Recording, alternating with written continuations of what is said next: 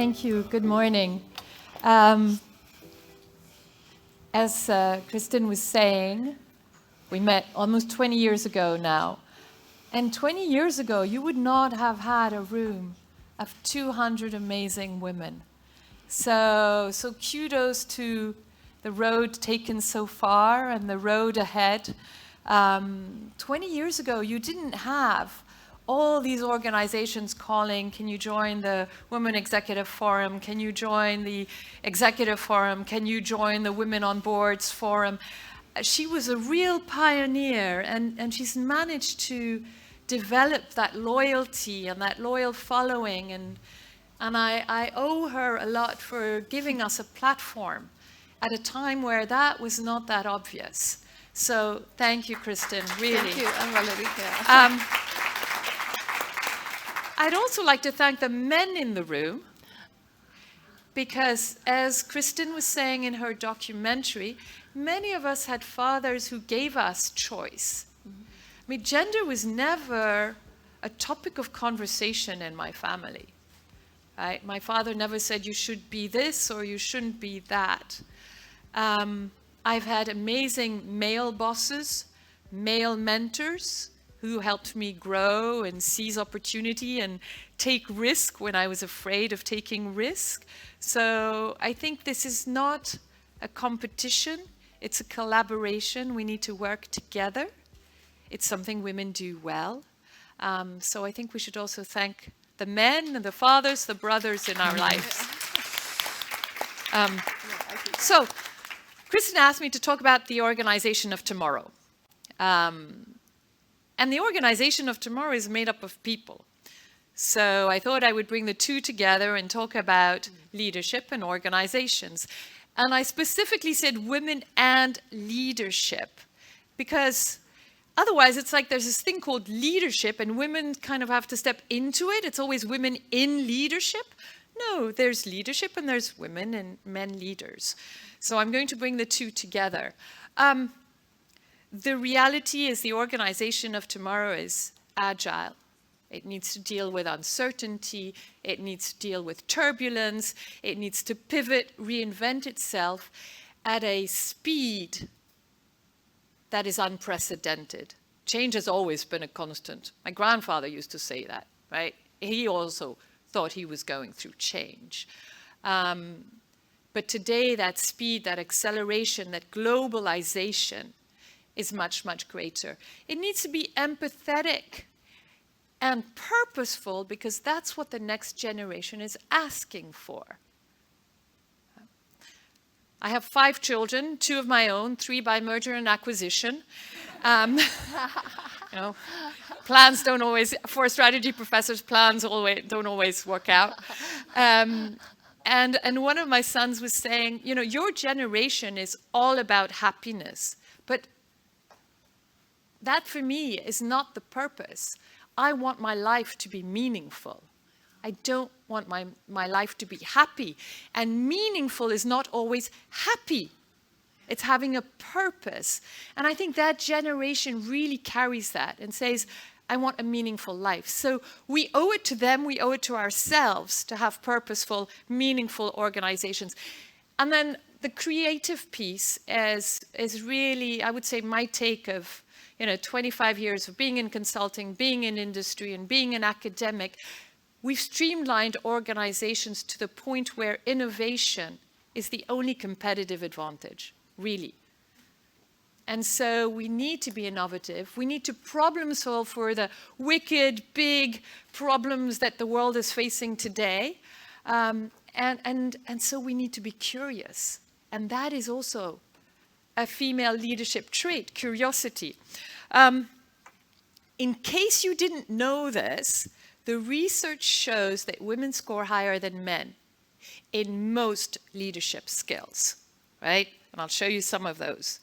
And yet, only about 5% of Fortune 500 companies are run by women and 2% of the S&P 500. So we still have a long way to go, especially since that number currently is declining. Right? Let me say that again. That number is declining. Right? So we have a bit of work to do. Fact as well, women did particularly well during the pandemic. And that's because our leadership traits, the qualities that are typically associated with women leaders, were particularly important during the pandemic. Communication, empathy, meeting people halfway, problem solving, so that empathy, purpose, communication, creativity piece I talked about up front was particularly important. And that was despite something called the glass cliff. We've all heard about the glass ceiling, right?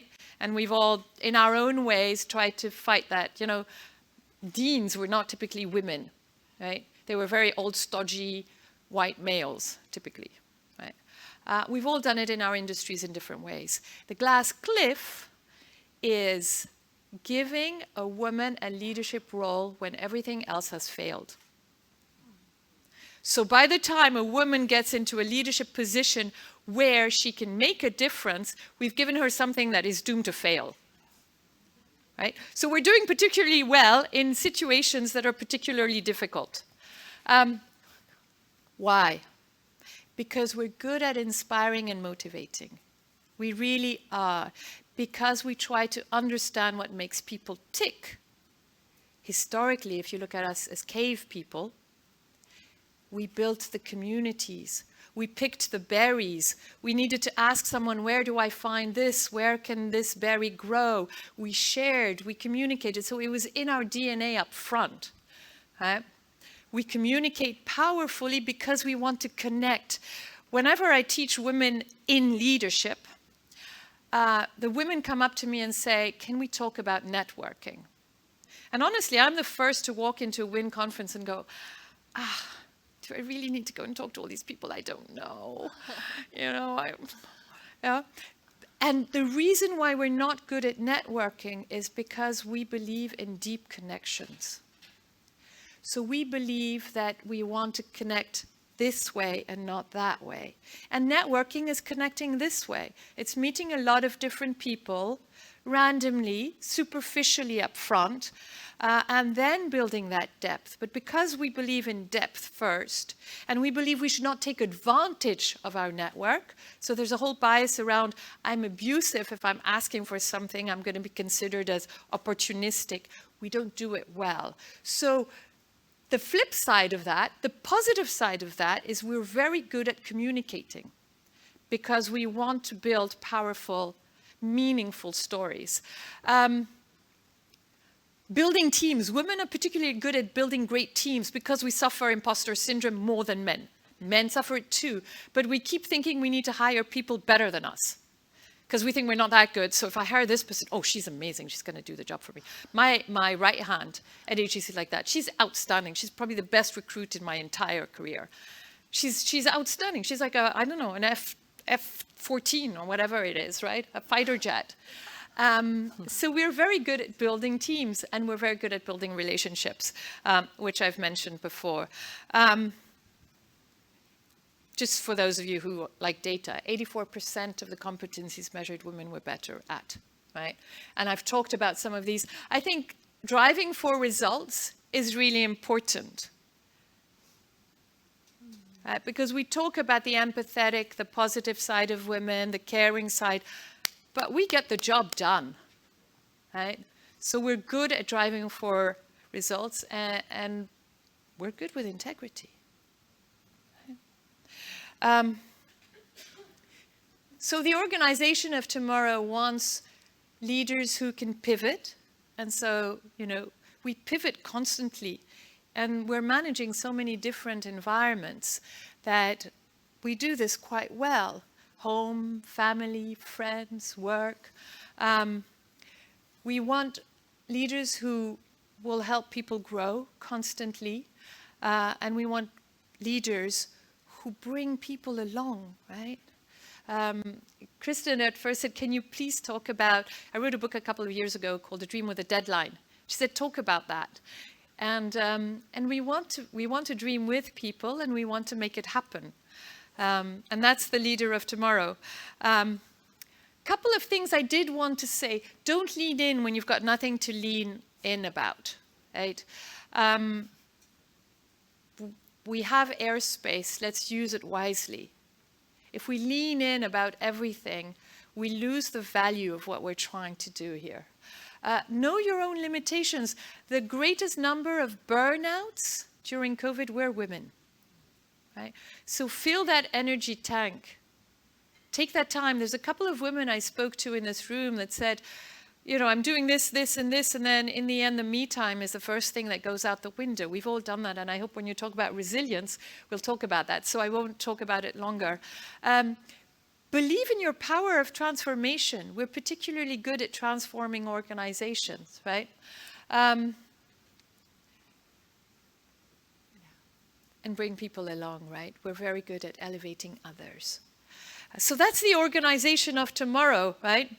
We're setting a new standard for what leadership is. The Chinese said, you know, 21st century will be a women century. They also said women hold up half the sky. It's a beautiful Chinese saying. Women hold up half the sky. So let's get the job done. Let's set the standard for the leadership of tomorrow. And if you're interested in more, you can write to me at corboz@hec.fr. I have to speak French sometimes. And I'd be happy to have that conversation with you. Thank you, Kristen. Thank you so much. Thank you.